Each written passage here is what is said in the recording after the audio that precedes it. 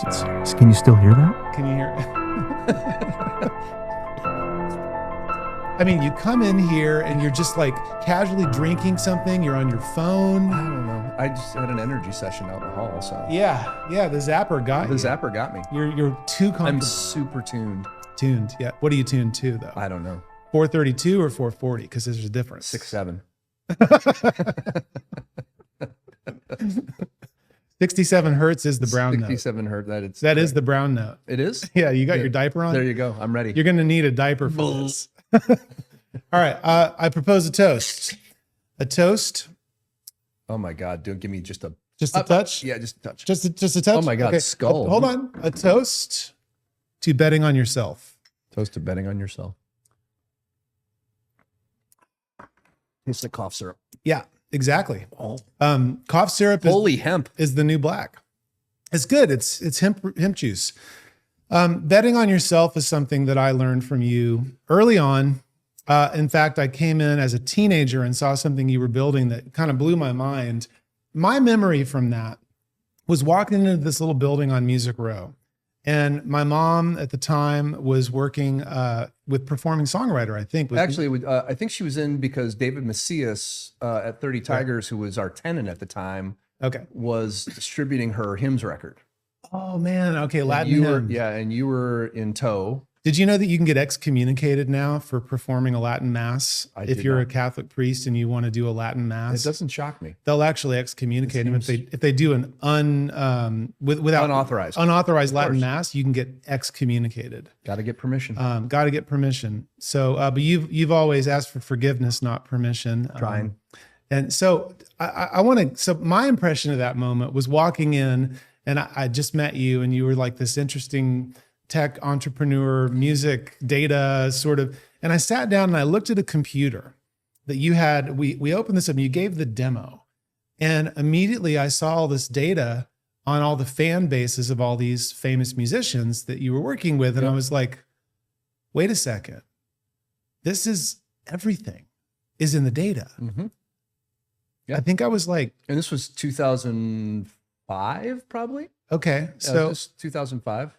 I was in my early 20s. So I was 24, maybe 25. And weren't you younger? Well, you probably thought I was 16 or 17. Yeah, I probably did. Because, I look very youthful. Yes, you do. But not with this anymore. So you can kind of, but I saw something you were doing that really lit me up. Which now is like the core of everything that I'm doing, which is aligning data and creativity to have a business outcome that everybody wins. It was crazy. But tell me briefly, like when I walked in there and sat down, what did you see? Because you saw something in me that I didn't see. Well, I mean, so you came in with someone who I consider to be hyper creative. So by proxy, by genetic line, you would probably fall in the same bucket. You have a way about you. So that's, I think, I sort of immediately made some assumptions, and you were clearly curious. And I mean, we all do, right? You meet somebody. Who the hell is this guy? There's that book by Malcolm Gladwell, Blink, right, where you have immediate reactions, and then you spend a whole bunch of time convincing yourself that first impression was wrong, or not. And what struck me the most about that whole thing was I at the time was attempting to educate seemingly clearly very well paid senior executives at every major record company on the planet about why the internet and why Napster and why all of this transformation was not the end of the world as they knew it, and that this was the answer, and they didn't get it, and you did, and a bunch of other people did too, but you very quickly identified. You just eliminated a bunch of middlemen. You just eliminated a bunch of infrastructure. You just brought the consumer the quote unquote fan and the creator that much closer together with very few people in the middle. And what could be wrong with that in theory? And yeah.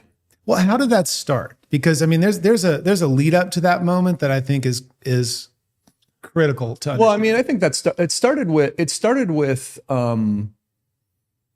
playing with it started with the curiosity around computing power back in the day that was really centered around some combination, the idea that one of my favorite descriptions of the entrepreneur, the founder, is juvenile delinquent. Yvon Chouinard, who founded Patagonia, talks about entrepreneurs as juvenile delinquents. We look for a better way when we see, we have this sort of innately. And for me, that combined with a hacker mentality that I picked up and started early with using early Apple computers, the Apple IIc, the Apple Plus, that kind of whole era, being part of a software pirating ring, frankly, called the TARP, which is pirate spelled backwards. Wow. And we're just playing with computers, and then fast forwarded to kind of the early 90s and playing with Sound Designer, which was the precursor to Pro Tools. And then in 1993, 94, starting to build publicly facing websites when people were like, why do we need an email address? What is any of this? And then soon thereafter, recognizing through seeing these bands that were breaking through, but they weren't breaking through in the traditional mechanism, and finding one who was willing to try something crazy, the Floating Men, who I live next door to the bass player, and there's a whole story around that. But this idea of let's stop doing what we're doing and do something radically different. So let's take your 75,000 person mailing list and send them a final letter in the mail and say, we're never going to send you a letter again. If you would like to continue to talk to us, go to the internet and go to this website. And that became the marketing funnel for a direct-to-consumer play that we launched back in the day when you'd go to a bank and frankly anywhere in Tennessee and say, I'd like to sell music on the internet. And they'd be like, you want to sell what on the where? So going to California to get a merchant number, finding a renegade group of guys. At the time, it was Scott Sears and Tim Moses and those guys at Telelink who had an early version of a connected. They were the pipes, but they were also enabling certain functionality, and to get them to agree to install commerce so that we could then sell music directly to those consumers, and launching that portal on April 20th at midnight and watching the orders come in. I was like, I don't know what this is, but this is big. Yeah. And, that's the era when Amazon had just launched and there was very little going on the internet. It was still and it was. What year was that? It would have been kind of mid 90s. The exact date, I'd have to go back and look, but nobody was paying attention back then. Nobody was paying attention to the internet. And when you're a nerd and then you're a juvenile delinquent on top, it's a great recipe for greatness and/or mischief. I mean, that combination of personality of like juvenile delinquent, which I'm sure you've got plenty of fun stories, recovering Much Catholic. to my wife's chagrin, yes. Recovering Catholic, no explanation needed there. But then that, combined with being a musician and the bet on yourself philosophy of like, I'm not going to wait for a record label to give me permission to do something they don't understand. Well, and if you then fast forward, right? So everything is, to me, it's all stacked on top. So if as you then begin to do that, and then you start to see I actually have a relationship. We have a relationship with these consumers, and then also to recognize that they're not here for us; they're here for the art. So put the art on top. There's a byline at the bottom, but that's all it is. It's all it ever was. Is they're here for the art. They're not here for aren't you wonderful that you're enabling this commerce? No one gives a shit. What they were interested in is, I want to consume this. I want this relationship. And then this desire to understand more and better so that you could serve better. And let's be honest, it's commerce. So serve better means make more money, right? Yeah. More wallet share, quote Well, unquote. a lot of artists seem to be allergic to understanding how to make money. So that's an interesting overlap. You know, I think about the Echo Music days, and I think about my mom, who I'm going to be interviewing. So I'll get her impression on this. But she's always been such an artist and such a musician. Yep. Like 3,000% songwriter, performer, that she really needs other people to take care of a lot of the business stuff. The fifth Beatle is what I like to call that, right? Right. If you're John Prine, you really need an Al Bonetta. That's right. So I think it's interesting there too, because like one of the reasons I understood it when I sat down and looked at what you were building, well, I didn't have the background to understand the business stuff, but I grew up at the dinner table conversation was always which record label or publisher or manager screwed us. I mean, you remember Larry Cherry? Oh yeah. When Larry Cherry like just woke up in Mexico one day with all of our money and everyone else's money. Yep. I mean, that's like the classic, you know, what's the Hunter S. Thompson quote? You always remember. The long, shallow trench of liars and thieves with the downside. Yeah, that's the music industry. Yep. And so now we're doing projects in a lot of other industries, a lot of other areas. I've spent many years taking the abstracts that I saw you doing at Echo, learning from being in the room while you're doing this kind of stuff with other people, doing my own thing and realizing like the abstracts are the same across every vertical, every industry. You know, I kind of want to talk for a minute about the First Tennessee Bank project. Oh God. Right. Well, they didn't have Claude Code when we were talking about the infrastructure of banking, right? But I just heard recently that Claude Code has now figured out how to reverse engineer COBOL. So that all those old code bases that have 3 guys in their 70s that know how to update them can now be exfiltrated and put into vibe coding so they can vibe code their way through all the crazy stuff that they were struggling with all those years ago. Yeah. Well, how did you take this foundation and turn it into all this other stuff? I mean, you've done a lot of crazy stuff over the years, and we're going to tell some of those stories, but like, I'm kind of interested in the core. You had to become somebody in order to do the things you've done and continue to do. Well, I mean, I think there's always a new normal. And I think that's the journey, right? I think for a long time, you know, there are all kinds of overlays. There's the social overlay. There's the American overlay. There's all kinds of stuff in the mix, and we're brought up in these frameworks where we assign value to things, and you know, you're a product. I believe when I'm interested in knowing someone's story, I want to know where they came from and what their parents did, because I think you're very informed by the environment you come up in. And then you have other factors, right? You have addiction, you have trauma, you also have inspiration. You also have, it's not all bad, what you learn in those formative years. And in a lot of ways, that juvenile delinquent component is a blessing and a curse, because the juvenile delinquent is ready, fire, aim, and that has a lot of value. If I didn't have that component, if I didn't have that sort of, well, you can't do that. Well, fuck you. You watch me go do it, right? Yeah. Then I probably wouldn't have done some of the things I've done.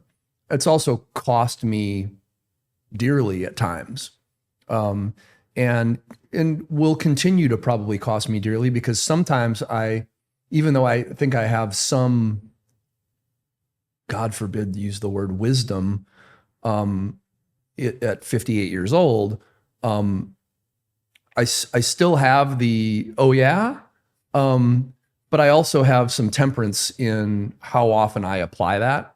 And I've had to have some,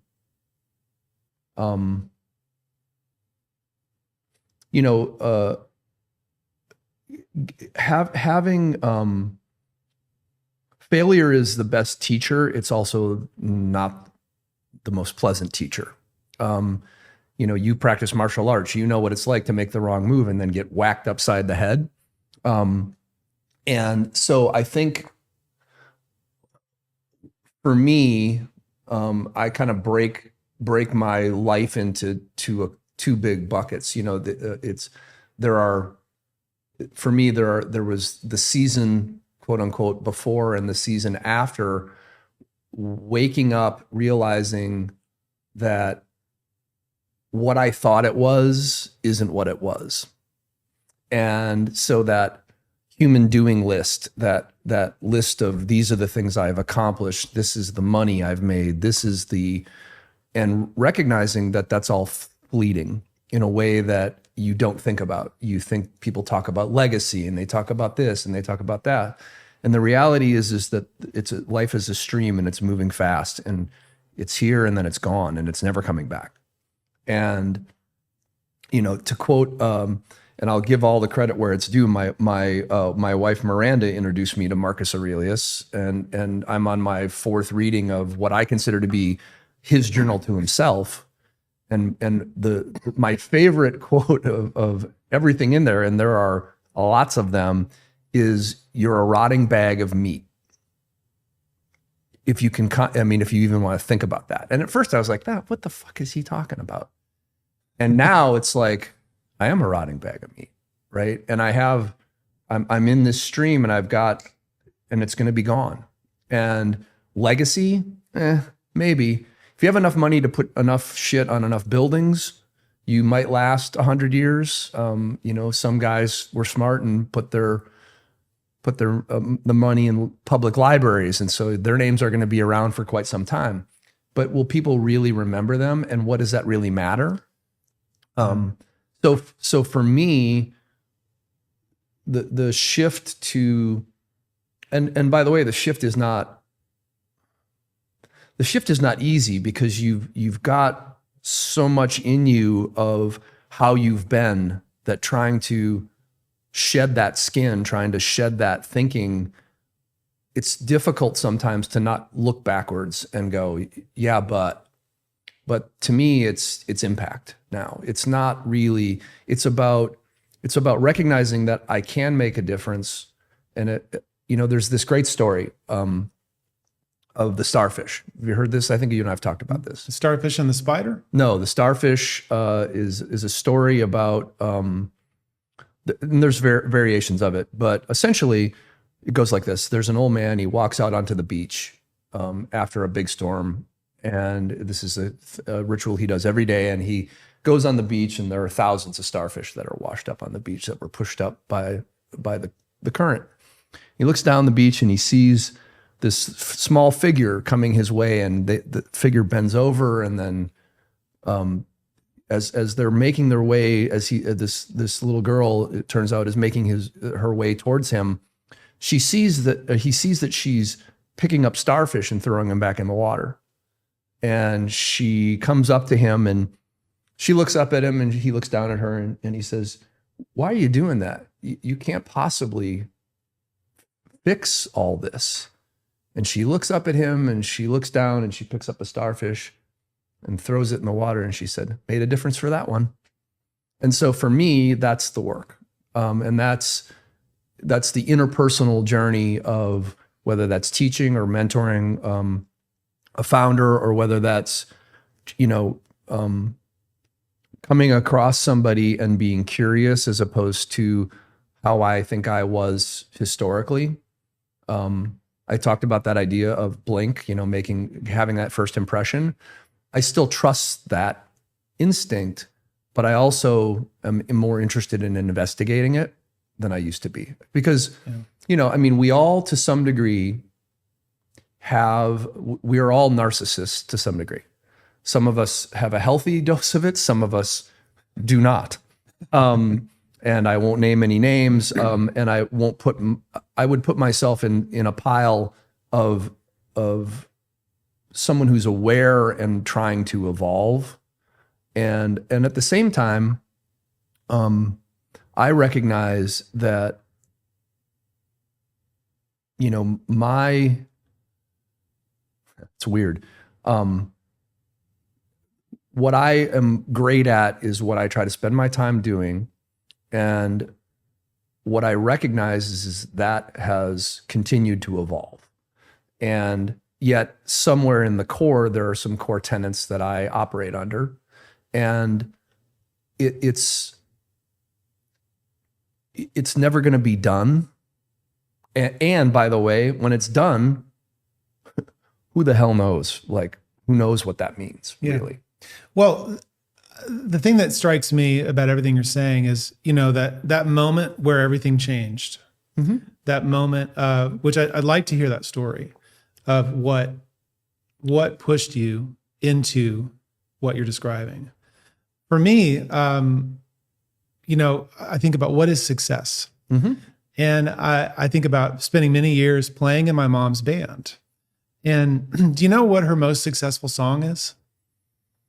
I mean, there's a bunch. I would say This Kiss probably is success. Well, what is success? Well, so in my opinion, her most successful song is Epitaph for Love. Okay. So I would say it's Sand and Water. And the reason I would say that is I looked out at a front row full of crying people at every single show when we sang Sand and Water, which was a song that she wrote about my dad passing away and about raising me as a single mom.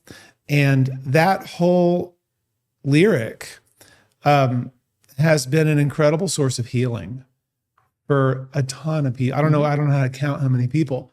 And it really didn't make any money. Yeah. Well, that's, you know? So now we're back to this whole thing about, you know, art and commerce and where is the value? And I think I always thought the value was money, right? Because that's what I learned that's what I learned growing up. Well, you learned that from your dad, I learned right? that from my dad. Yeah. You know, And I love your dad. I do too, but I also, you know, we all have issues with our parents. And, you know, I learned a lot of things from him that I apply and that I treasure. And I learned a lot of things from him that I very clearly went the other direction on and went and tried really hard not to do those things. Well, when you sold Echo, what did he tell you? Well, so you think about the idea of, you know, you fantasize about there's a big board table and everybody's, you know, and there's a golden pen and they write the check and you sign the deal and it has lots of blah, zeros, blah, blah. And well, you've done that though. Yeah. But it didn't look like that. It was a cramped little office of the general counsel of the company after we had been, this is a whole side story, but after we had to go track down like a single document that nearly blew the deal up, which is why I'm so anal about everything. That explains a few things. Oh yeah. And the, so this is, it's 11 o'clock Pacific time and we're trying to get this thing freaking inked and done. And it's not easy that's not an easy process, period. And in our case, it was far more precipitous because we had made a series of decisions that deal needed to get done.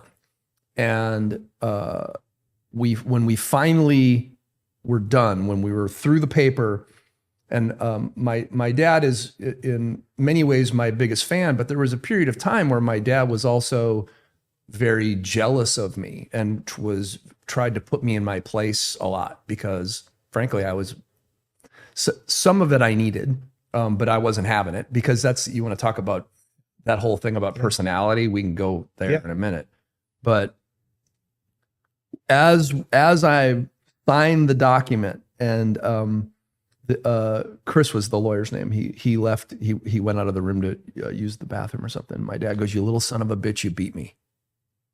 Because I had just made more money than he had ever made.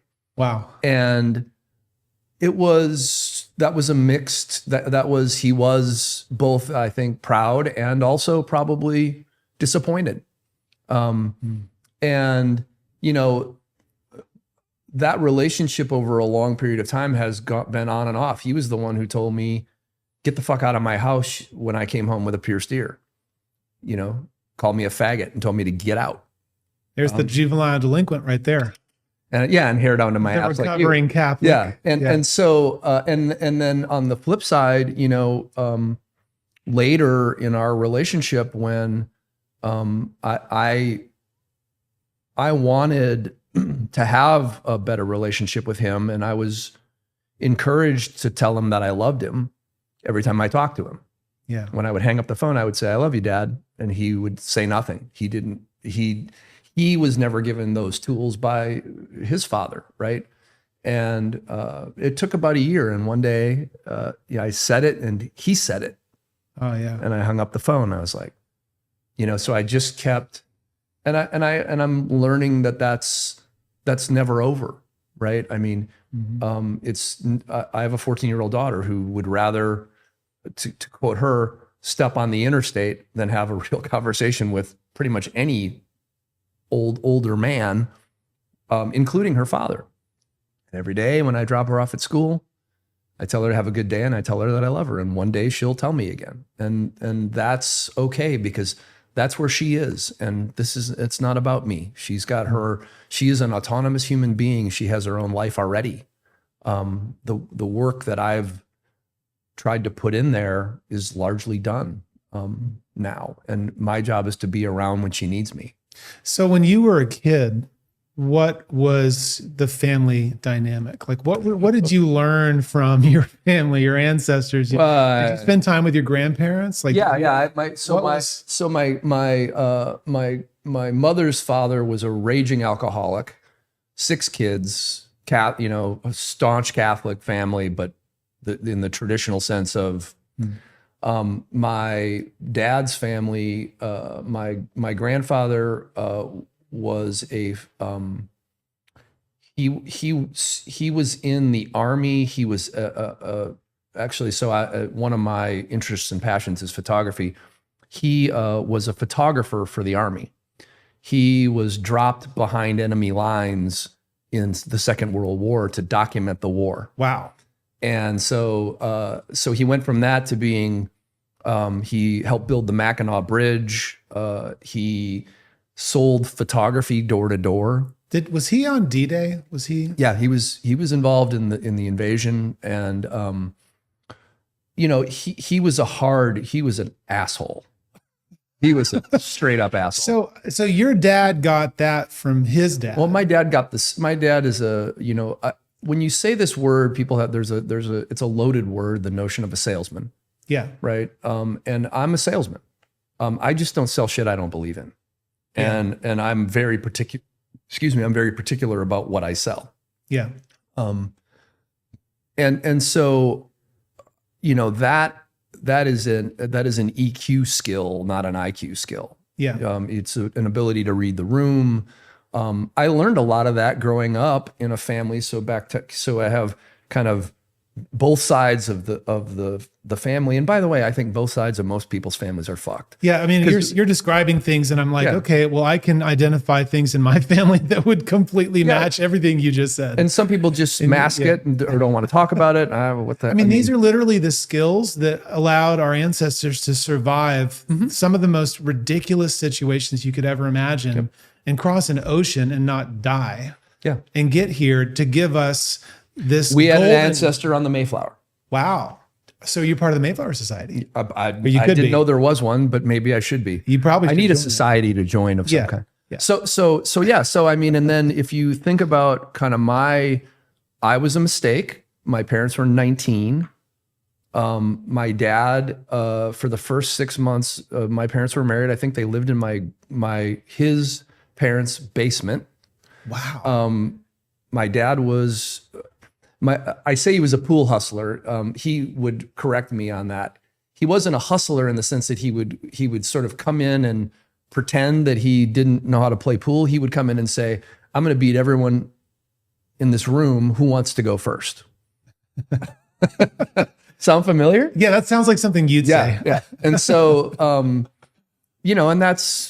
and we could get into a whole other. So and then he, I think, realized, and then he started working in the real estate game, and over a long period of time, he did all kinds of projects, commercial, residential, development, et cetera, et cetera. And so you got to watch all that growing up. You got and he worked 7 days a week, and my mom drank 7 days a week. Wow. But also painted and was super crafty and like did all these, like we have this Santa Claus we bring out every year that was handmade by her, that's super ornate, that she used to put in these boutiques. She was a painter. She was in a lot of ways, I grew up on 30 acres of land, and she was, over my time there, was grooming all of the land. Like there were trails, and she would move flowers from one area to another so they'd be on the trail, and she was very aesthetically oriented. So you get some of that. So I get some of that from her. Yeah. And then I get placemaker. and my dad, and then watching my dad build. He took the old. I remember this very, very interesting moment. He had bought this old meatpacking company called the Reimer Meatpacking Company, and he was going to turn it into offices. This place was a shithole, right? I mean, it was like, I remember walking through it going, really? This is going to be, and that transformation into, and then the awards that followed for rehabbing like that, all of that stuff was seeping into me, right? Without me kind of, you didn't even realize necessarily recognizing it, including the bad shit, including, we talked about before we started, going to Hoffman. Yeah. Including the lines of addiction that come from both sides of my family that manifested themselves in me in alcohol, that were mostly casual for a long time. Maybe not so casual when I think about some of the shit we did in college, and but and then recognizing that and bringing that to a halt at some point, using Hoffman as the mechanism. Yeah.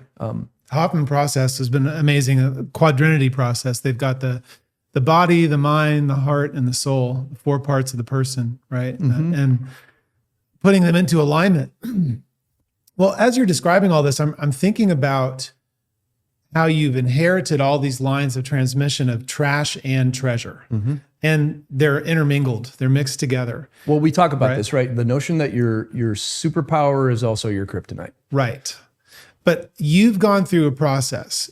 Some of it I've seen, some of it was before we met, but you've gone through a process of separating the two, right? Trying to take out the trash as much. I would say the process has gone through me. Tell me about that. I would not have wished what has happened to me on my worst enemy. It did it to me. It was not the other way around. Had it been the other way around, I probably wouldn't have done it the way it happened.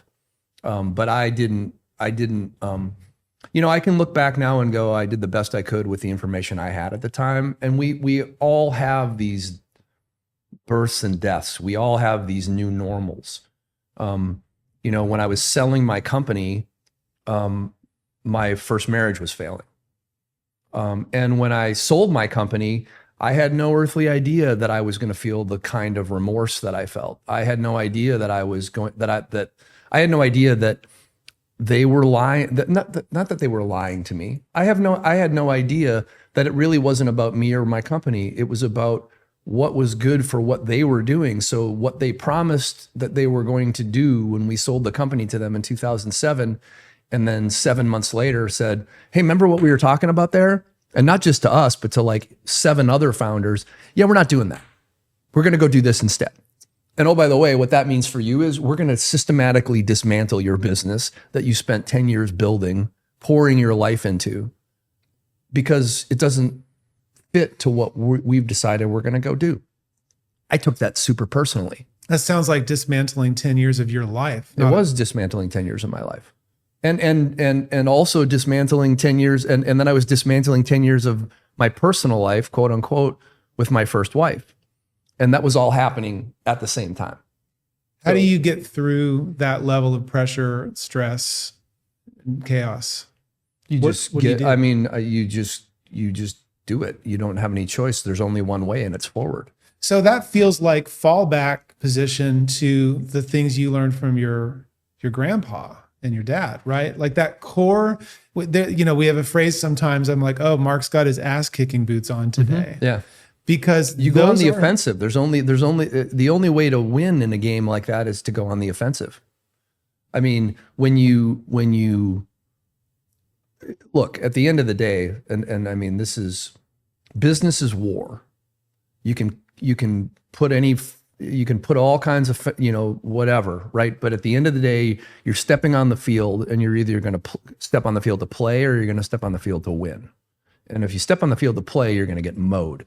Because if the other guys stepped on the field to win, they're going to do whatever it fucking takes to win. And so, and even under the, the dismantling of our company was facing down a multinational corporation with a shitload of money, with guys at the top of it who are notoriously ruthless, and me, my little band of sailors, right? I remember one of the things I was most proud of during that period of time was, and there's a guy named Steve Day, who you may or may not remember, who was also a very early adopter. Steve was one of my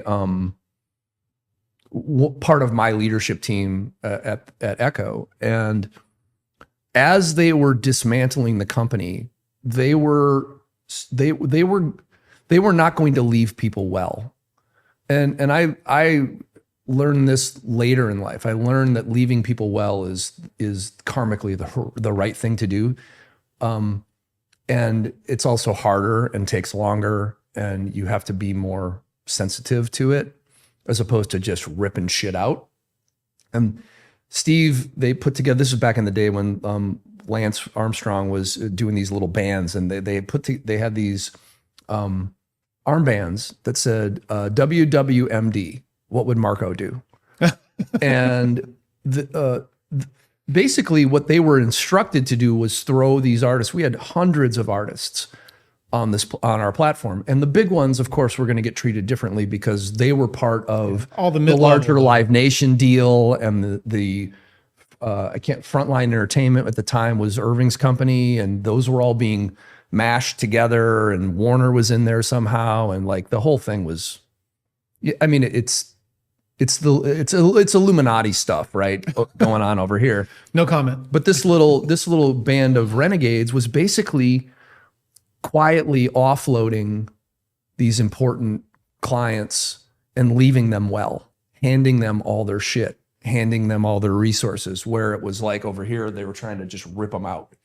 And that culturally, that notion of we're here to take care of these artists was kind of at our core foundation. It was never about us. It was about them. And weirdly, it was about us, right?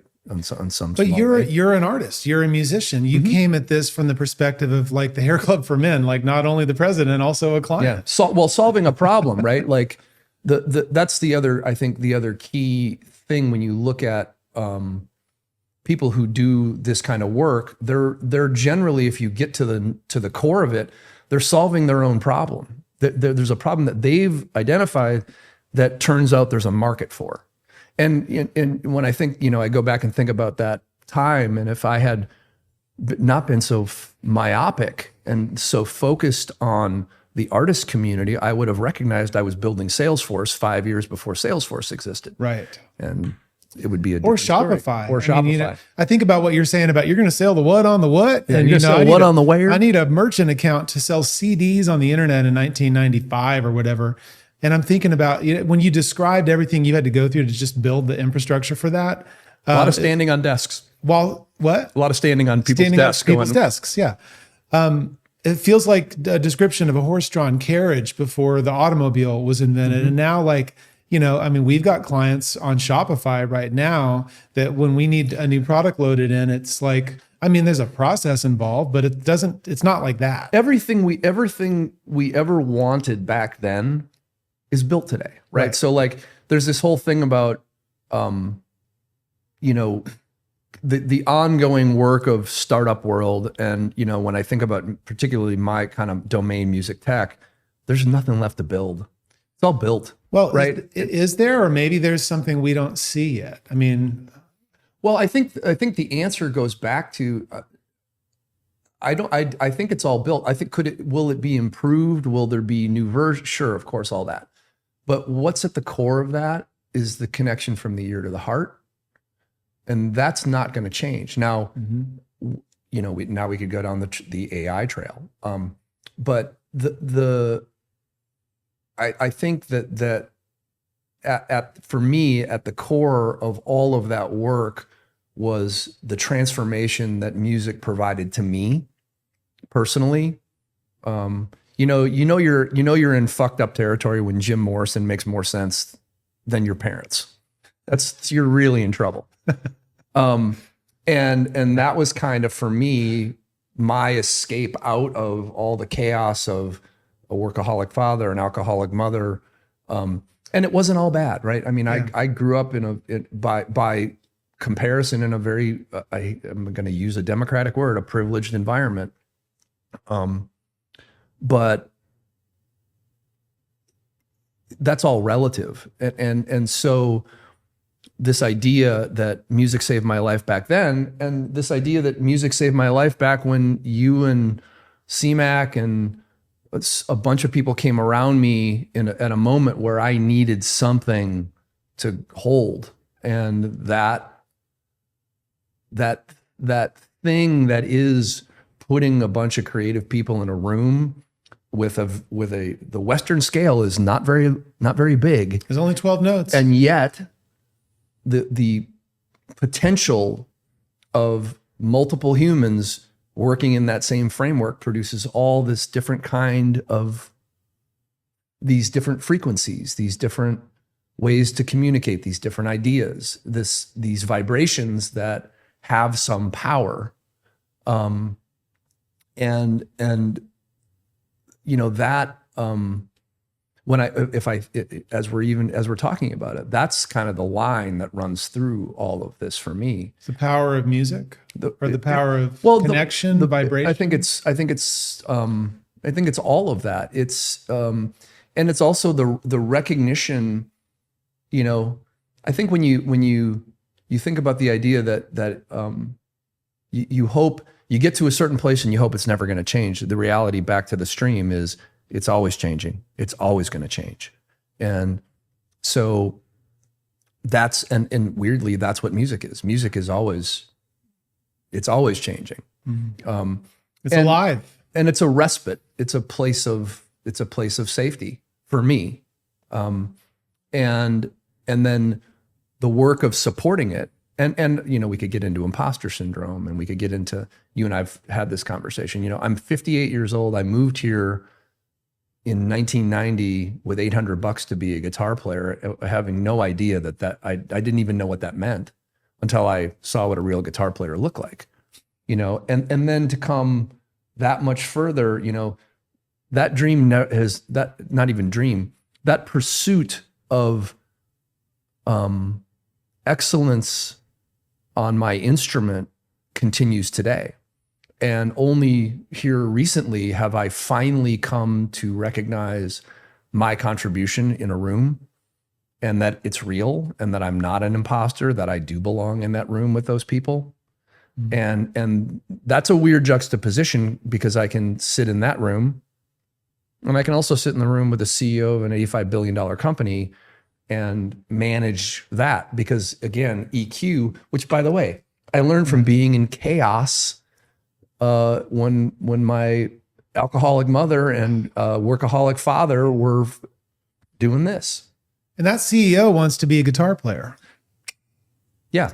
And all the guitar players, well, I won't say all of them, but a lot of them, you know, they're working at Starbucks. Yeah. And they wish they had the stability of that CEO. So I think it's interesting to blend those two things. Well, it's not dissimilar to your story. When you and I reconnected, yeah, you were teaching music lessons for $45 an hour. Yeah. And you had one kid and one more. Was Sebastian on the way at that Oh no, point? Sebi wasn't on the way yet. Okay, That was so- 2019.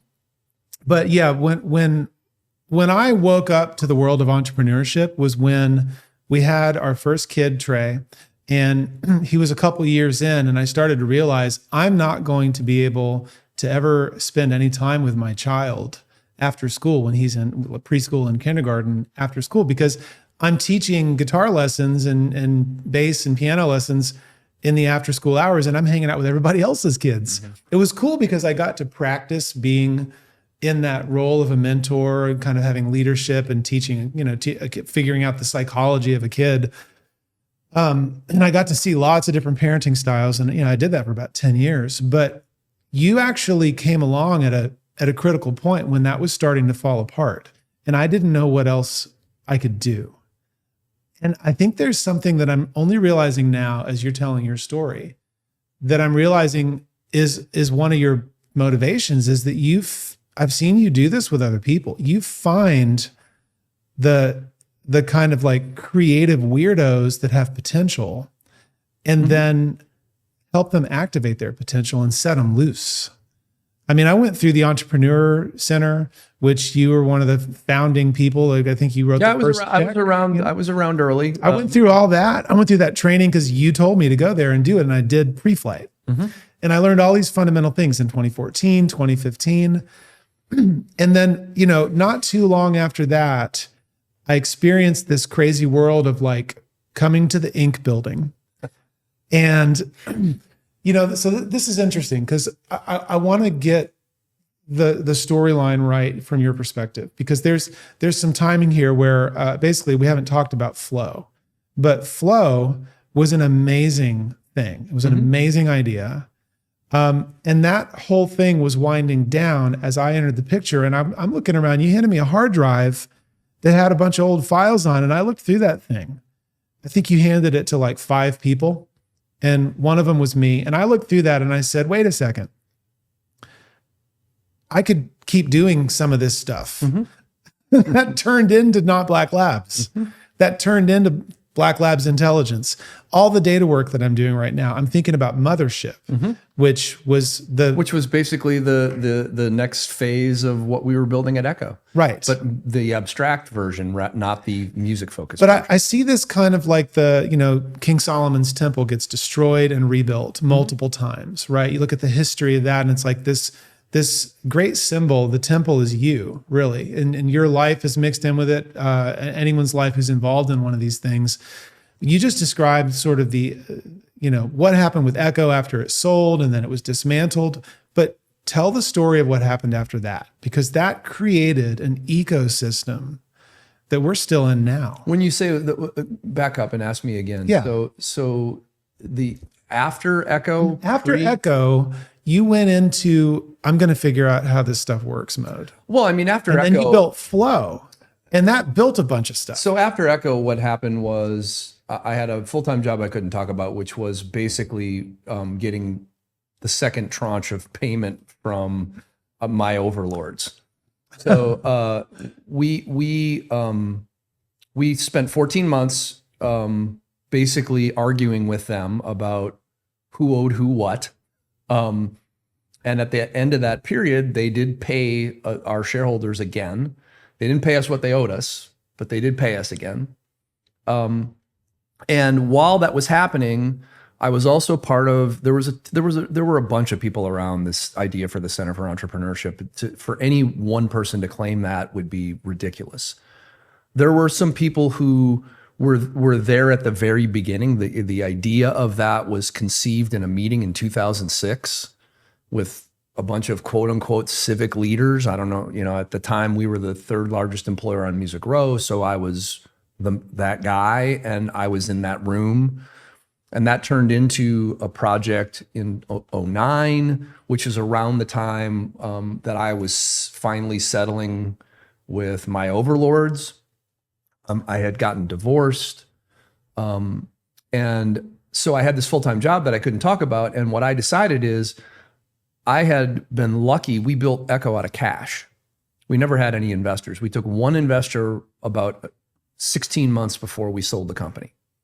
And he was a very unusual investor. There's a whole story about that when I think about that. And so there was this confluence of events, and I had determined that I needed to be, I didn't understand venture investing as well as I needed to because I had not experienced it. So I went to work for John Chadwick and Don McLemore as an EIR at Claritas Capital. And I sat on the other side of the table with those guys. So you got to see, I got to be a whole other world. Yeah. And I got to see how they thought. And I remember distinctly always empathizing with the person across the table, not with the people I was sitting with. And they seemed to want more from me, i.e. the entrepreneurs would sidebar me, right? And so that work combined with looking at the Center for Entrepreneurship didn't know what it wanted to be. There was always this argument inside as it was forming, who do we serve? Are we high growth? Are we everybody? And that argument I think continues, and it probably should. It's also interesting because this whole world has evolved dramatically. I mean, we're now 25 years into quote unquote startup kind of being a thing. And so in the work for the Center for Entrepreneurship, it was about establishing what are the best practices in this kind of work. And the Mac Daddy's Y Combinator, right? If you want to look at value creation as an investor, there's nobody else that's better. If it's for an investor. And PS, by the way, even that system is being disrupted now, right? So again, this idea, we're on top. Who do we serve? Nothing's going to change, and the river rolls by, and shit's different. But the who do we serve thing, I'm immediately thinking about the starfish again, because all these entrepreneurs are like little starfish. Yep. And some of them are some of them that have washed up on the beach are whales, right? And some are starfish. So for me, that work, as I'm doing both of those things, as I'm sitting with, and look, I don't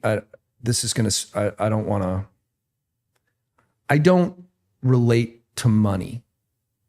I don't relate to it.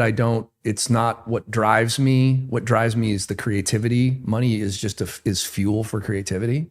It's not what motivates me. If it did, I'd probably be much wealthier than I am, because I, like any other knucklehead, this is a classic creative move. Like, fucking, of course, why wouldn't we try to and so that through line of working with the venture community, working on what should the EC be, and experiencing the skullduggery of getting fucked by a multinational corporation and recognizing, this shit's all a game.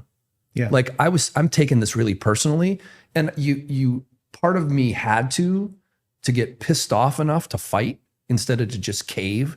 Because most people in the face of what was happening in that era would have just caved. I mean, you could have easily just given up and gone and moved somewhere quiet. I will not fucking give up. You've made the wrong bet. I mean, that's part of why I keep kind of trying to figure this out, like one phase to the next. Like, why didn't you just call it and say, all right, well, that was fun. And I did make some money, but I'm going to go live. Because they fucking owed me. Period. They fucked us. And they didn't do it to us or to me.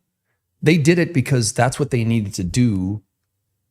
That was their business. Their business was not about preserving this wonderful thing I created in this community and all these people and these customers. Their business was profit, bottom line. We've changed our mind. We're going another direction. It doesn't matter what we promised you.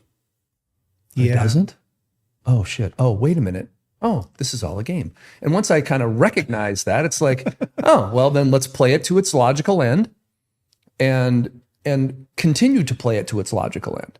And then there are things that I think are sacred, that are non-negotiable, which, back to music, this through line of showing up and doing the work, and becoming aware that this is not something.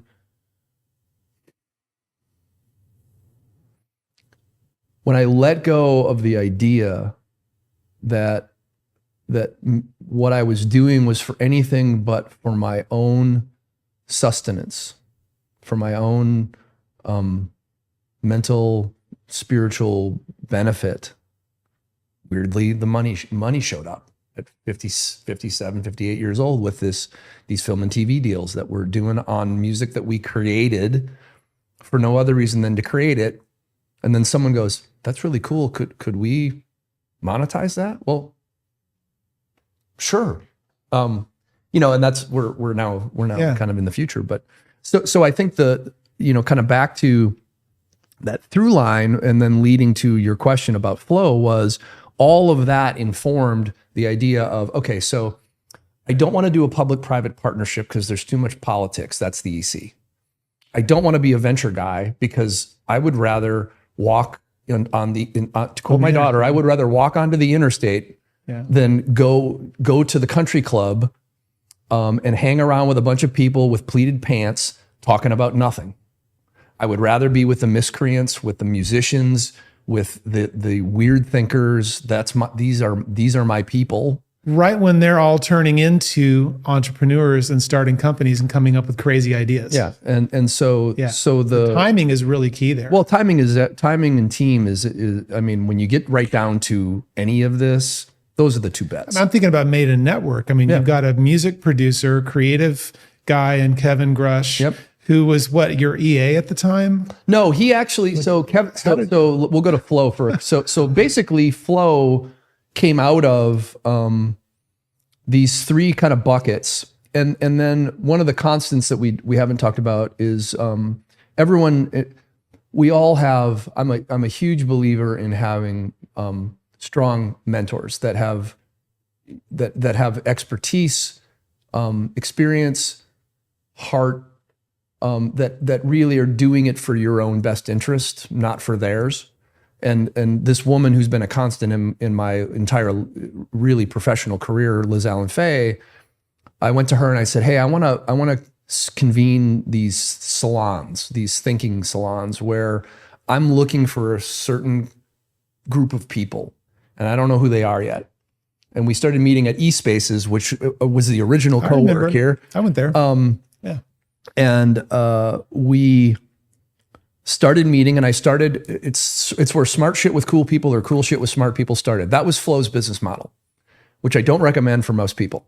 I mean, that sounds like a great idea to me. Well, it turned out to be a decent idea. And so it was about inviting people in, and then to quote my grandfather, watch their feet, not their mouth. Who kept showing up? So we started in April, meeting. It got to, I think at one point we had 20 plus people in the room. Just showing up every week? Just showing up every week, talking about ideas, talking about what would we build, what about the city, and in November of 2011, it ended up with 5 people, myself included.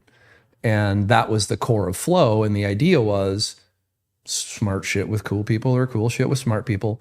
Each of us had kind of brought our own chunk of relationships to the party.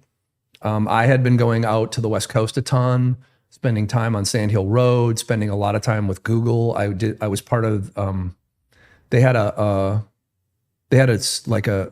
thing. And I'm Google for basing on the name. Entrepreneurs? No, this is way pre Google for Entrepreneurs. Was that when you hacked Trailblazers? Trailblazers. Was that when you hacked one of their URLs and then? No, that's a separate conversation. No, so Trailblazers, they invited 150 people from all over the world to the Googleplex, and like John Doerr, who's like one of the Mac Daddy venture guys, like they would put us in rooms with the most brilliant.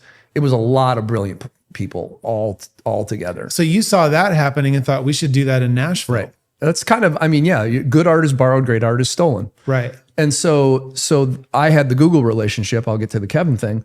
And as we stand this thing up, we basically say, all right, so here's what we're going to tell people we're doing, but here's what we're actually going to do, which is different.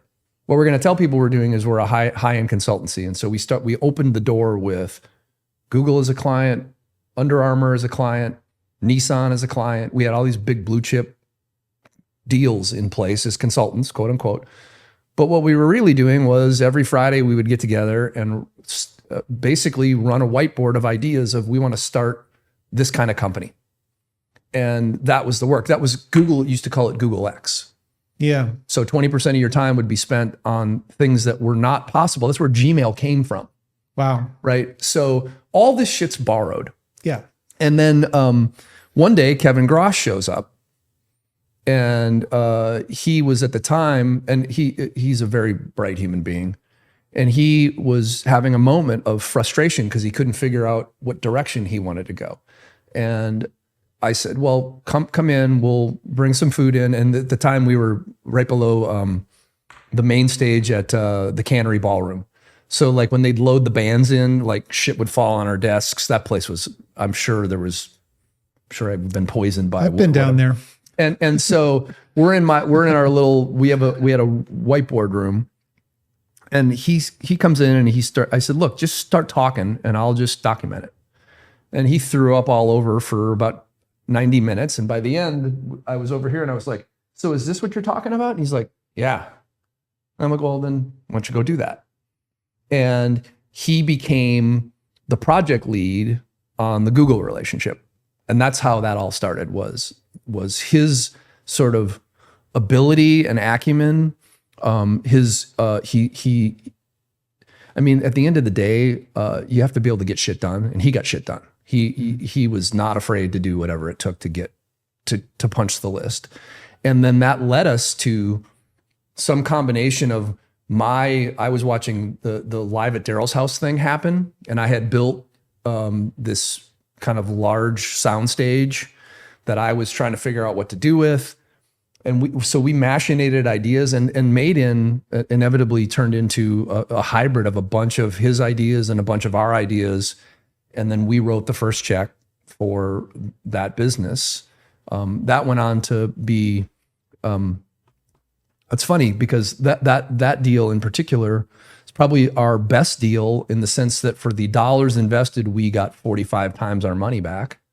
That's pretty good. Simultaneously, the overall Flow platform, I would consider to be a failure. Because why would you call it a failure? Well, I would call it a failure from a monetary perspective because it did not return capital, right? But individual companies inside of it. Well, some of them, but when I think about, somebody asked me this, what was Flow's biggest success? And my answer to that today is different than it was. What Flow did more than anything else in my mind was the Google project, which was recruiting Google to Tennessee.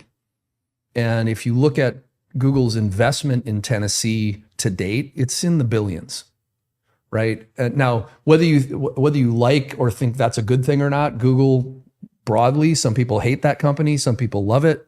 But that brought a whole bunch of other companies with it. Well, I mean, that was back in the day, way back here in 2026 or 2006, everybody was arguing about, well, how are we going to be, we were this little podunk frickin' country music town. How are we going to get market validation? And I kept saying in the room, the way you get market validation as a technology center is by getting a technology company to come here. And there's only three. At the time, there were only three. And one of them was Google. In fact, I would argue Google was the Mac Daddy. Yeah. And that idea, this goes back to what we were talking about earlier about, having a crazy idea and everybody around you telling you what the fuck are you talking about? And it's like, oh yeah, watch me. Did we do that? Are we responsible for all of that? No. Did we light the fire? Did we see the opportunity? Did we act on that opportunity? Fucking right we did. Yeah. And what did that lead to? Market validation. Google Fiber was a validator. That led to them putting in Google for Entrepreneurs here, which was an idea that really came about during that process. then they expand their investment, right? And that all of that led to Amazon and now to Oracle. And whether that's good or not, our mutual friend Molly Sekouris thinks our city's lost its soul. But And I've also at the hands of all this expansion that everybody wanted. I'll be having her on when she's available because I've already reached out. And she's great.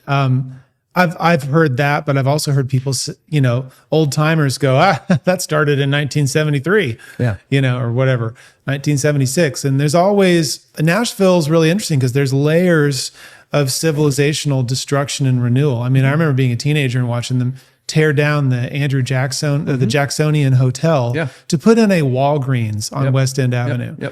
I guess back then there wasn't a historical commission with any teeth, but didn't have Miranda back then. Don't know if that would have happened now. It probably would have. Honestly. Well, maybe because at the end of the day, this is the we're back to the game. Right. Unfortunately, the where we have assigned value as a species is money.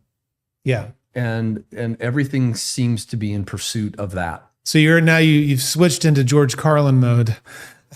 I love Carlin. I can't argue with you. Yeah. Well, so let's talk big picture for a second. I mean, I've got this 5-part framework we were talking about before, where I sort of put God at the top, and then civilization right under that. And then I have purpose-driven work. If you have work without a purpose, you have a day job. If you have a purpose, but you can't get paid for it, you have a hobby. I always want everything to be both in the work layer. And then the family layer, which, during the Hello Marco days, I remember we had a statement of principles when I first started working for you in your agency. And family first, I believe, was the first principle. Still is for me. And that layer has to be healthy or the whole thing falls apart. And then the individual layer at the bottom, the self-optimization layer. And it strikes me that in this conversation, we've really talked about most of those layers. We haven't really talked about the God layer, although you did confess to being a recovering Catholic. I mean, we talked about, so what I would say, a couple things on that. One, this framework you're describing, I would turn it on its head. I would say God is the foundation. And I don't mean God defined by organized religion. I mean God as good orderly direction, God as logos, God as consciousness, God as that thing that's in everyone. Where it's all everywhere. There's a book Bernie Ledden introduced me to called The End of Upside Down Thinking, which basically says that consciousness is the root of everything. And I have come to believe that in a way that I didn't before. I would have considered myself agnostic, not atheist necessarily, but agnostic, only because I had seen. I look at all the prophets, and Jesus is perfectly fine with me. I remember somebody saying to me, I can't remember who it was, said something to the effect of, man, you got balls as big as church bells. You go after Jesus in the open. And the answer to that is, I don't. I go after his followers. My problem isn't with Jesus. My problem is with his followers. Not all of them, but a bunch of them, right? And every absolute power corrupts absolutely. I don't care who you are. If you're put in a position where you're being revered in a way, inevitably it seeps into you, and you can't help yourself but think you're above all of it. And I just think that's the human condition. So for me, whether that is predator priests, or whether that is, what's that crazy church in Franklin with that woman who died in a plane crash? The Remnant? The Remnant. Holy shit, you want to talk about batshit crazy. Right. And all of that, in my mind, is about putting an intermediary between me and what I know to be true, which is that there's a God and I'm not he, she, him, or it. I don't know what it is, and I don't need to know. I don't need to define it to know it's true. I can feel it. I've seen evidence of it. And I do believe, when you read text, 4,000-year-old text, Marcus's text, in my mind, is really a journal. to himself. It's his personal diary, right? It's his personal diary. And basically to read that and go, this guy's having the same damn problems. I mean, obviously I was not the king of the known world. I'm not the king of the known world, but it's all the same shit. Well, you're kind of the king of your own world. Well, we all are the king of our own individual worlds, right? Yeah. But the idea that none of this is new and none of it'll ever be new. It's all the same and it's all the river. Do I worry about, I think humans are moving to attaining a level of knowledge that could precipitously decline our numbers, right? Knowledge. Nuclear. Decline. Oh, okay. I mean, but like, I used to worry about the planet. I'm not worried about the planet. The planet will shake us off like the bad case of fleas that we are when she's ready, right? And everything will renew itself again because all those cycles work. That's happened. But if we choose to, at our own hand, by means of nuclear, or by giving the robots control of nuclear, I mean, who the hell knows? Or by the next Black Plague, or by pick your version. And so that will all be, for whatever reason, if you believe in the notion of logos, if you believe in the notion that it's all happening the way it's supposed to, which, by the way, helps you accept things personally, I spent a long time not accepting a lot of things. You've heard many of these things, right? And I still do that to some degree, but I don't do it nearly as much as I did. And I live more in this notion that whatever's happening is happening because it's supposed to happen. And that my job is to show up every day and do the best that I can in the moment that I'm in. And that's it. And can I affect change? Yes, to some degree. I've done that. But is that part of some larger thing? I believe that that's true in a way that I don't think I did before. What got you there? Something shifted. Well, I mean, I think what got me there was I consider it a great honor to have been in the room with death multiple times. And, you know, the very intimately close to it, sitting in the room with it. And when you know, I'll go back to my favorite quote, you're a rotting bag of meat. You and I are dying sitting here, right? And whether that's happens immediately because I step out the door and get hit by a bus, or whether that happens slowly and painfully via some disease, or, you know, whatever that is the end. I'm going to take the dirt nap. If I live to be the average age of my lineage, I'll live to be 85. I have about 9,700 days left. So I never thought about that. You don't until you stare at it, until you sit next to it. And then, you know, my wife passing, and then my mother passing, and being the only one in my family who knew what to do with, she's gonna die. My dad couldn't be with her. He could not do it. My sister could not do it. I could. And I was able to be with her, and I owed her amends, and I was able to make those. And I was able to tell her it was okay to go, and that we would be okay. Right. And that shit you don't come back from. You just don't. I mean, you know, you've lost people close to you. Yeah. And I think that transformed me in many positive ways. And it also did a fucking number on me for a period of time that I wished could have shortened. I wish that it did not take me so long to recover from all of that. But I also recognized that I used to think because of the role that I had back in the day, and because of the story that I told myself, and you put on this suit of armor when you're a CEO and you go out and you're in the war. I didn't really consider myself to be a very emotional or feeling person, because I had locked that up behind the suit of armor I needed to do what I was doing at the time. And that was stripped away whether I liked it or not. And the destruction of my ego, recognizing here's a guy who purportedly can do anything he puts his mind to, and I can't save the things that are the most important to me. And it just fucks with your head.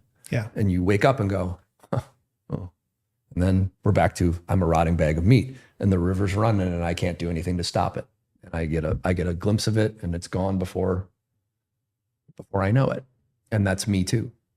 And so I think that, and the stripping away of the ego, and the recognition that, a lot of what we do, a lot of how the game is played is so frivolous and so uninteresting. When I stepped away from it, I think the assumption was for me that I would come back to it. And I've never really gone back, because it's not interesting to me. And I recognize its value, quote unquote, in relation to building a company, or there are certain things you have to do, but I have chosen to step away and not do those things, because it doesn't feed me. And I'm not quite sure what all feeds me now. I mean, I know some things. I know I like playing music. I know I enjoy time with friends. I love being home. I don't like to travel. I used to travel all the time. I was gone out half the year at my peak at Run and Echo. I would prefer never to go. Not into doing that again. No. Right? No. But you've had amazing mentors. Yeah. Been very lucky. I've gotten to meet some of them. But then you've become a mentor. Mm-hmm. So I want to understand the connection here to A Minor in Reality, which started as Barefoot Wednesday. Yeah. So during all of this time, you were in parallel building an education continuum that can save people. I don't know if it's an education continuum. I mean, what do you want to call it? But it can save people from a lot of the mistakes that you had to learn the hard way. You can't save them from their own mistakes. Yeah, I see the starfish on the beach again. That's what it is. I see and that. it's the same thing. It's whether it's Kevin Grosh or Drea Greschel, or when I was working with David Mason, or whether it's you, or whether it's Charlie Jordan, or who. What I recognize is, well, I'll kind of abstract it. There's two things, but they're related to each other. When I realized a couple years ago that the idea of being a founder, that whatever that is fairly unique, and founders cannot be directed by anybody but other founders. And frankly, they can't really be directed, right? Because they're juvenile delinquents. Because they're juvenile delinquents, right? Of course, yeah. And so, but if you've been where they want to go, there are moments where they will listen, right? Not always. And so call that mentorship, call that education, call whatever you want to call it. There's frameworks for those kinds of interactions that are more not non-standard. I don't know what the right word is. Well, I just remember A Minor in Reality, and being pulled into that, and we're teaching a class at MTSU on marketing in the music industry. Well, breaking all of their rules. We really weren't teaching. That wasn't what we were ever teaching.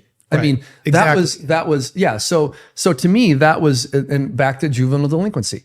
When Bev Keel said to me, "Look, I'm going to give you something the other universities that want you to teach for them will never give you: total autonomy." And she meant it, and she lived up to that promise for 10 years. And I know she took an enormous amount of shit for me. because to your point, everything we were told we could not do, we did. And when you look at the trajectories of some of those students, oh yeah, it's crazy. Yeah.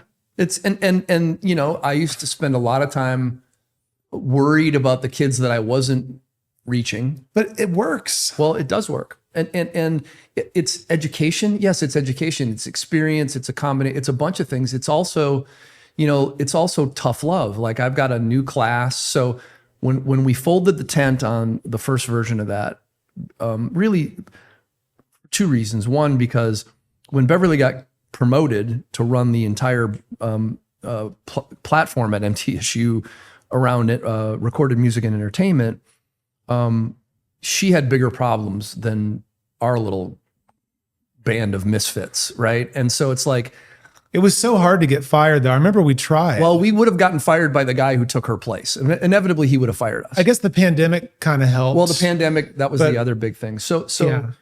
coming out of that and having spent 10 years and feeling really, you know, generally really good about that work. And to your point, I can think of, I mean, we and I stole this from Jeff Cornwall, who I love dearly, the lifetime guarantee. You know, I keep up with a lot of those kids because we say at the beginning, you're stuck with us. You're stuck with me. I drug you into it. Right. And so the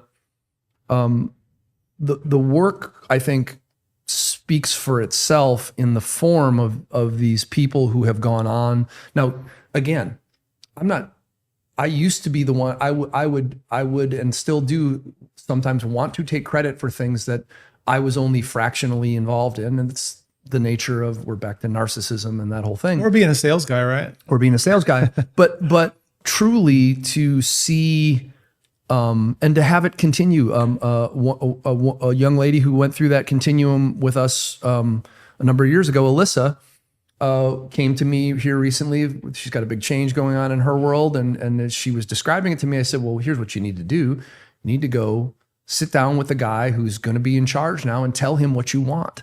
I can't do that. I'm like, yes, you can. Yeah, you can. Yes, you can. Yeah. Right. And so it's mindset training. It's tough love. It's having a conversation with a young man in my current class who clearly wants to be something and doesn't recognize that that's great. I'm in full support of that.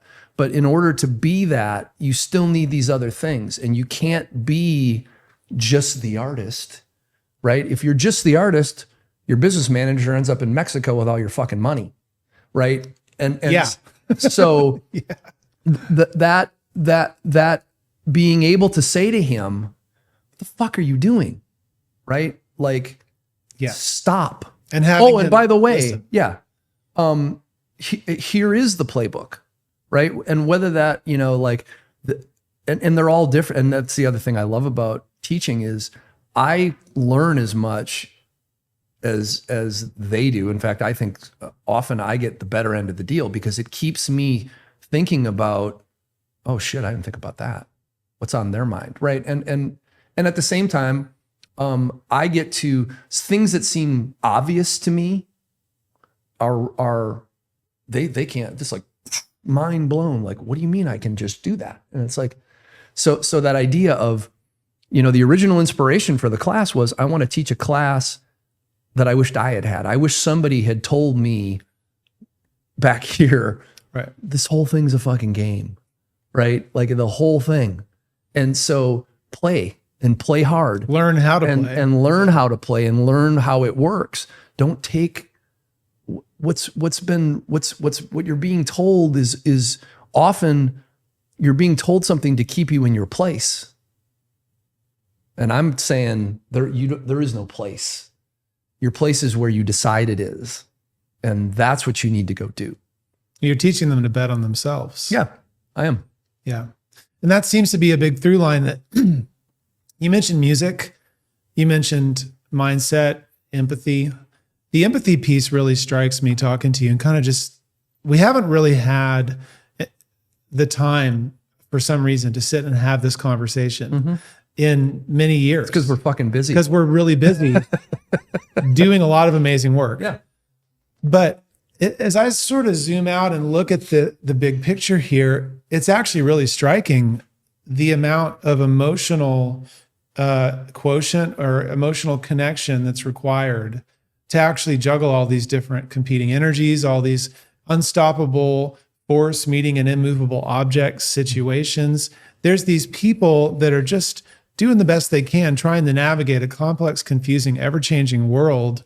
And you seem to just have this strange attractor where you pull in the ones. Unicorn herder. Yeah, the unicorn, where you're pulling in the ones that are the creative, brilliant weirdos that could really do something dangerous, actually, that they don't know it yet. How do you find that? How do you? I think I think we attract. I think it's the law of attraction. Did someone do that to you, or?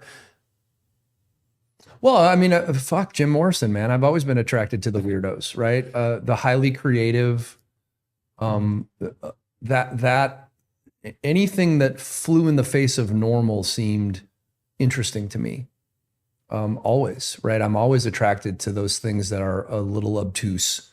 And I also recognize, being a parent now, that consistency is also important, right? In a way that I did not recognize that historically. And you know, becoming a parent, it is, for a selfish prick, it was the selfless act.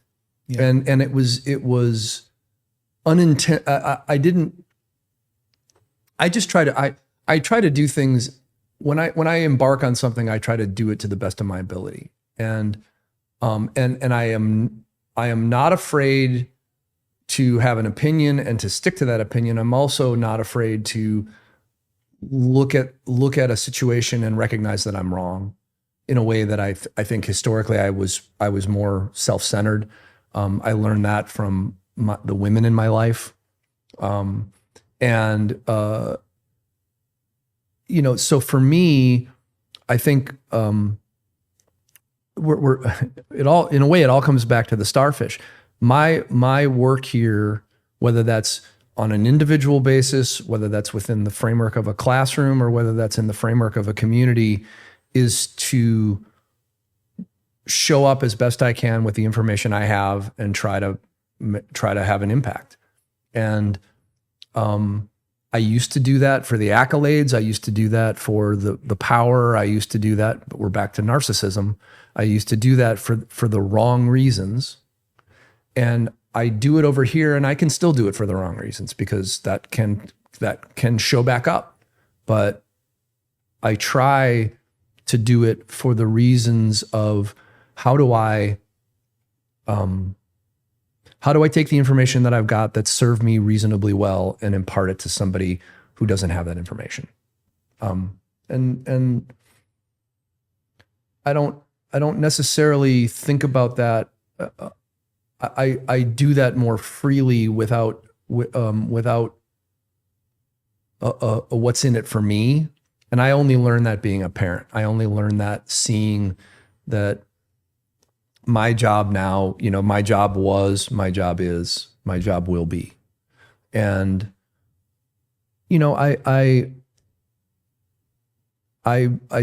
think that I feel that in a way, maybe it's the hemp oil. I feel that in a way that I don't think I've felt before, because I don't think I allowed myself to feel for a long time. And when I first started to feel, I didn't like it. And mostly what I felt was sadness and grief. And as that has been removed through work, I've also been able to feel contentment and joy, and in a way that I didn't before, because I was too busy being a human doing. It was just about getting it done. And it's still about getting it done, but it's about getting it done within the framework of impact, as opposed to accolade. Or human doing versus human being. Yep. Well, it strikes me that there's quite a paradox that you've come from, of having simultaneously enough trauma that you don't want to feel your own feelings, while you have the emotional empathy to read the room and immediately know. Which, by the way, you learn from coming up in an alcoholic home because because your radar's up, because you got to figure out who is everybody in the room today. Who's mom today? Who's dad today? Who's mom today? Who's dad today? Is it dangerous today? Is it safe today? Wow. Yeah. And I didn't grow up in an abusive. The abuse was mental.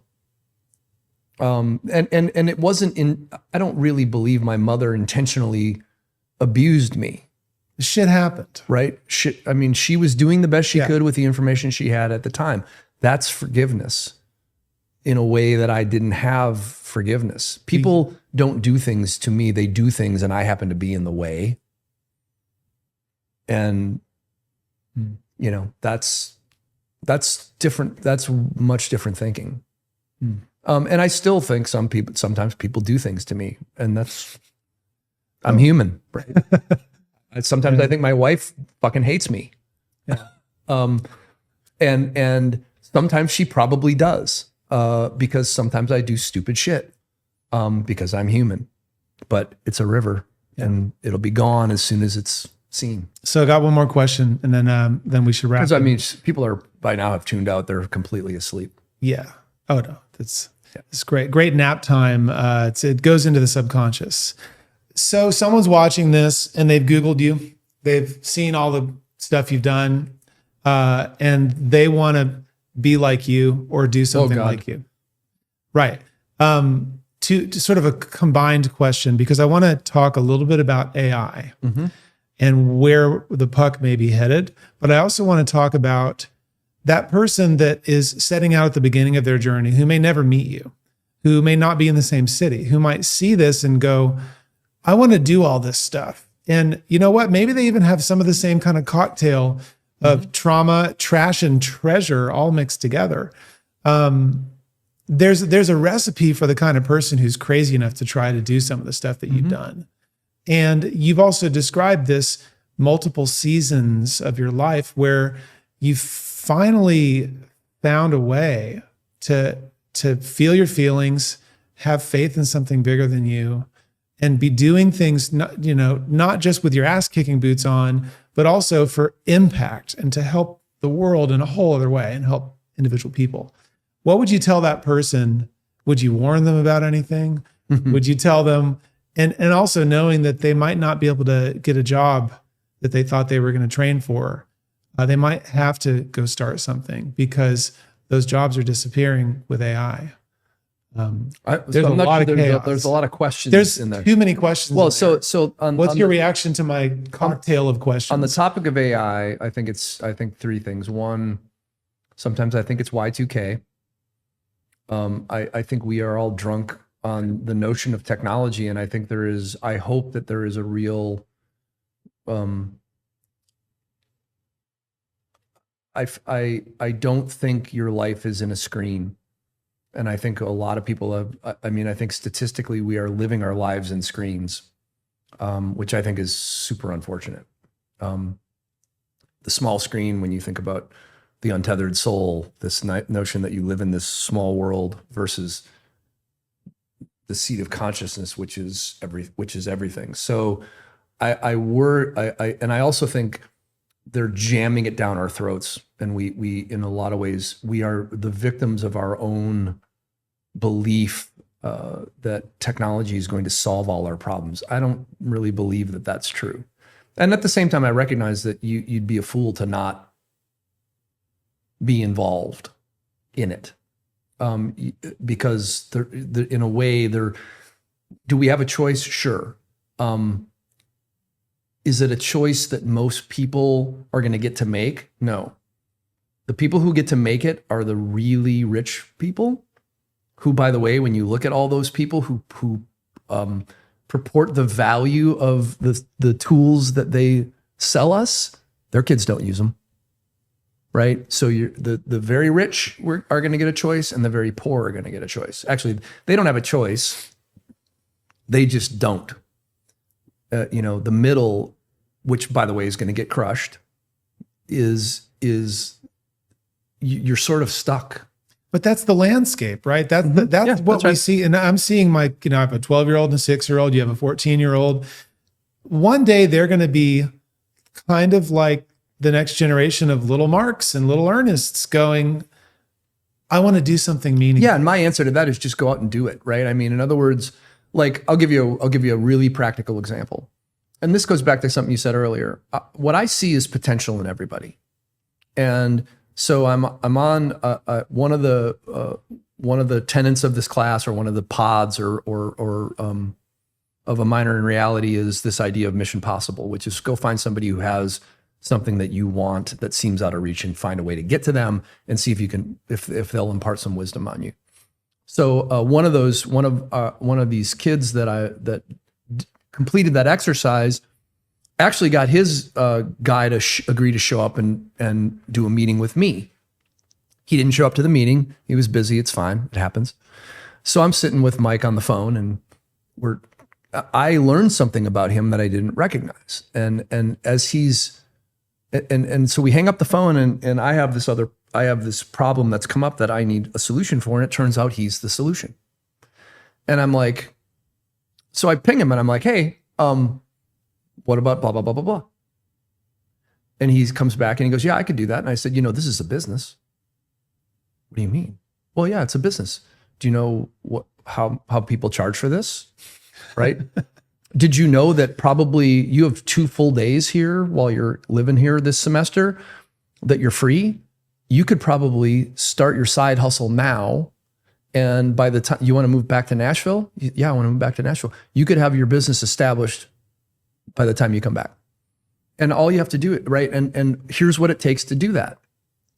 So my advice to anyone who's dreaming about it is just fucking do it. Like, what is the itch you're wanting to scratch, and go scratch it. Because the ability to do those things, this is the benefit of technology, right? A lot of what you would need an army of people to do before, you don't need an army of people. You don't need a bunch of stakeholders. You can do a lot of it in a technology enabled way that allows you to take an idea and turn it into reality much quicker. And that is part of AI, right? And if my wife was sitting here, if my wife was sitting here, she'd be, and this is not wrong either, right? AI kisses your ass up and down. It makes you feel good. It's addictive. It's like any other, it's like this motherfucking thing, right? You want to know why our kids are fucked up? You're looking at it. And why we are more siloed, why we are being programmed in a way that if you're not aware you're being programmed and you participate in it, you're going to end up one way or the other. Why are we polarized? And if we spent more time like this, like this week, I'm taking a couple days off at the end of the week. I intend to spend those days outside planting flowers and raking. And I think my daughter and I are going to go see a Monet exhibit. And if she wants to go, and if she doesn't, that's okay too. So because I recognize that in the stream, there's going to be that moment and then it's going to be gone. And that somewhere down here, or when I walk out the door and get hit by a bus, I'm going to be gone. And so what's my job? My job is to be here with you. My job is to be present as best I can when my fucking monkey mind gets going. That's the other thing we didn't even touch on. Transformational for me has been a meditation practice that is a constant, that is a reminder, that is that slowing the stream down enough to go, okay, it's all good. All of it's good. Even the stuff that doesn't seem good. I can look backwards now and see the benefit of sitting next to death in a way that I couldn't when I was sitting next to it. But you can see it now. Yeah. And, if you believe that consciousness and God is the foundation of everything, then there's a huge benefit to just silencing all the noise and listening internally. And doing it in a way that isn't, we are all I say stuff to myself that I would never say to anybody else. That internal monologue is horseshit. It's lying to you. And yet it is perpetually there telling you all these things and tricking you into making decisions based on what it said. yeah, that's right. All right. Well, final toast. Oh, Jesus. Yeah. I gotta go work. Just a little. Just a little. My God, I can't believe you're doing that. I'm going to switch the lineup though. Instead of bet on yourself, connect or die. Connect or die. Because that's really what this is all about. Thank you for connecting, for coming and being in person here with these candles and fancy cough syrup. Love you, Mark. Love you too.